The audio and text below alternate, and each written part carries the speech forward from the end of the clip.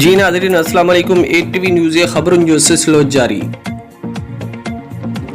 Kandhkot deputy commissioner मुनवर अली मिठाणी कश्मीर ज़िले जे के बंद ते हलंदड़ कम जो जाइज़ो वरितो। तफ़सील मूजिब अॼु डिप्टी कमिश्नर कंदकोट एड कश्मीर जे बजा बंद के फीडर बंद ऐं तोड़े बंद जो दौरो कयो ऐं हलंदड़ कम के बंद ऐं के फीडर बंद जो जाइज़ो वरितो। उन मौके ते इरिगेशन डिपार्टमेंट तरफ़ां डिप्टी कमिश्नर खे पाणी बंद जे हलंदड़ कम स्प्रे कम जो दौरो कराईंदे बजा बंद बाबति ब्रीफिंग ॾिनी वई। उन मौके ते डिप्टी कमिश्नर मुनवर अली मिठाणी मीडिया सां ॻाल्हाईंदे चयो त गुज़िरियल साल सूरत हाल ख़राब हुई, तंहिं खां बाद हिते इरिगेशन अमले बरवक़्त कार्रवाई कंदे डंपिंग जो कम शुरू करे ॾिनो हुयो, जंहिंमें इरिगेशन पारां बंद ते स्पेयर ॾिना विया आहिनि। हिन वक़्तु सूरत हाल बहितर ऐं कंट्रोल में आहे।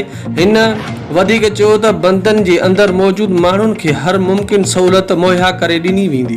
उन मौके ते irrigation chief engineer Saud Ahmed सेण, XEN Mohammad Sharif Mugheri, revenue, police ऐं इरिगेशन अमलो मौजूद हुयो। रिपोर्ट मीर हसन मलक, कंदकोट।